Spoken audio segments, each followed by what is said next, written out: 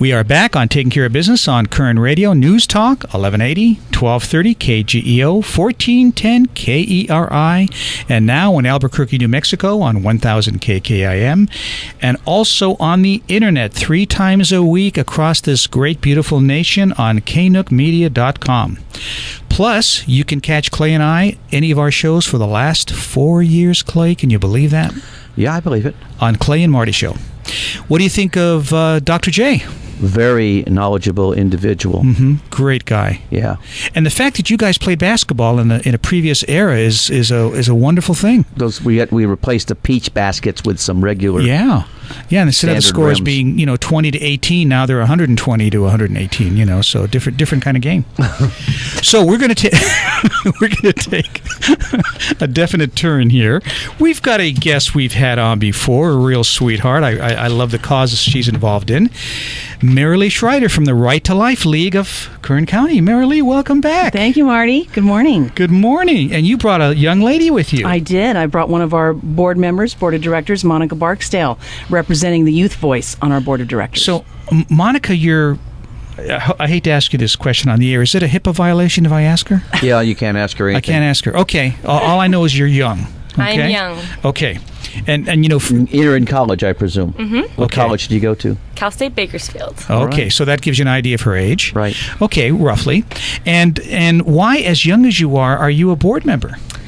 I'm a board member because Marylee recognized the need to have a little insight into the youth because that's the future of our pro-life Great movement. idea. And so because she's smart, she thought she'd tap into some youth, and I was willing. And so, yeah, I'm here, and I'm happy to be here. Yeah, be a little closer to that mic there. But I'll tell you, that's a great idea because if, with a lot of movements, you've got people that are older involved, and we've got to get the youth involved to perpetuate the movement. So what's the movement? The Right to Life. The Right to Life movement. Yeah. And again, back to Monica, one of the reasons we wanted Monica on board because she's not just a passionate person about life, she's articulate and very knowledgeable. And we also find statistically that the youth are the largest, they're really growing. They're the growing supporters of life and in this country. So it's very exciting to see them. They're the ultrasound generation. Sure. They see the baby up there. They know that on the screen that is a human being. And so we're very excited to be coming alongside them. Well, that's a one-sided opinion. Not that it's not my opinion. It is my opinion, but that's a one-sided opinion because you've got another group that doesn't think it's life. Right. Well, yeah, of course. Obviously, that's the issue. But and also that age group is your customer base because those are the people that are going to be pregnant and that are going to be looking at alternatives that we don't agree with. Exactly. Yeah. Not long ago, I was participating with the Planned Parenthood project, kind of just exposing a lot of the mistruths about Planned Parenthood, and a lot of students, or not a lot, but a couple said, "What's Planned Parenthood?" So they didn't even know what Planned Parenthood is, and what that tells us is a lot of young people don't even think about a crisis pregnancy until they're in the middle of one. So Monica's working with you on setting up programs at various colleges or high schools, or where are you doing this? Yes. One of our goals is to set up... I'm sorry, was that a question for Monica? Either one of you. Okay. One of our goals is to assist students in starting pro-life youth clubs on their local campuses. We had a great year last year at Frontier High School with the Silent No More Club, and this fall we'll be helping to start a club on the campus of CSUB and Independence High School. Maybe at BC, we're looking at that too. Well, that's wonderful. And we're hoping for more, and that's why we're doing this rally, because we're hoping that if we have an event and it's going to be, dynamic and really attract the youth, high school and college youth, we're hoping that when they come and they hear the truths, and then they have, a segment of real empowerment, that they'll realize that they can do something about it. And we're hoping that through that event we're having at the beginning of the year, they're going to go to their campuses and talk to their friends about it and think, hey, let's start a club on our campus, and make sure other people understand that we have a huge say in this movement too. Now, do you work with any other youth organizations in town, like Youth for Christ or Teen Challenge or anything like that? Not specifically. However, we have contacted Youth for Christ, and they are supportive of what we do. For example, with this upcoming youth rally on August 29th, they are just getting the word out to other youth pastors and young people in town that this is coming. It's free of charge. Go and have a great night. Because Adam, the director over there, he's already established in the majority of high schools and colleges throughout all of Kern County. Exactly. Our guests in studio, Marylee Shrider and Monica Barksdale from the Right to Life League of Kern County. So, Marylee, tell us a little bit more about the event. It's August 29th. It's Friday, August 29th at the Nile on 19th Street. Great place. It is a great place. They've totally redone it. It's absolutely gorgeous. It's a great venue. It's wonderful. And we are featuring two wonderful speakers. Josh Brahm of the Equal Rights Institute. He's a rising young apologist, and he will help students. I mean, they know they're pro-life. They can't always say why. He'll give them the tools for that. And then we have Monica Snyder of Secular Pro-Life, who wants everyone to understand this isn't just about a faith-based issue. This is a human rights issue. And she's very articulate about that. Yeah. Now, speaking of faith-based, now the Right to Life League was basically started out as a Catholic organization years ago in the very beginning. It's never been it was started by Catholics yes. Certainly, and it's Right to Life of Kern County, to be specific. We are non-sectarian, we are non-partisan, we are not faith-based, but we are certainly faith-driven by Protestants and Catholics mostly, and then people who practice no faith at all. Sure, exactly.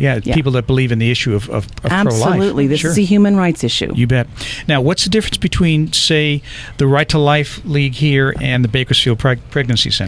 The Bakersfield Pregnancy Center offers, well, first of all, we partner with them. We love them. They're wonderful. And they offer free medical services. They offer free ultrasounds. They kind of take the end when someone is pregnant. They may not know what they want to do. They may be in the middle of a crisis pregnancy. And some just like the support that the Pregnancy Center offers.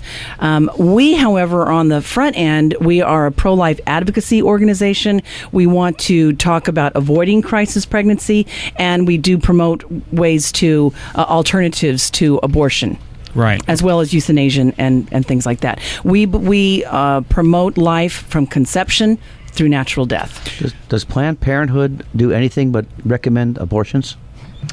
That is where they make their money, through their abortions. I'm sure, reportedly they offer mammograms and things like that, but it's an abortion industry. But the government gives them lots of money. Yes, they do. Do they give you any money? No, we don't get a penny. They don't. We survive completely on donations.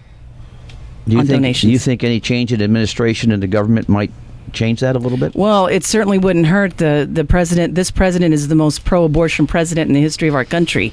So, and he's very much supports everything that they do. So it certainly couldn't hurt to get another. There's several things that he supports that we don't agree with. Exactly.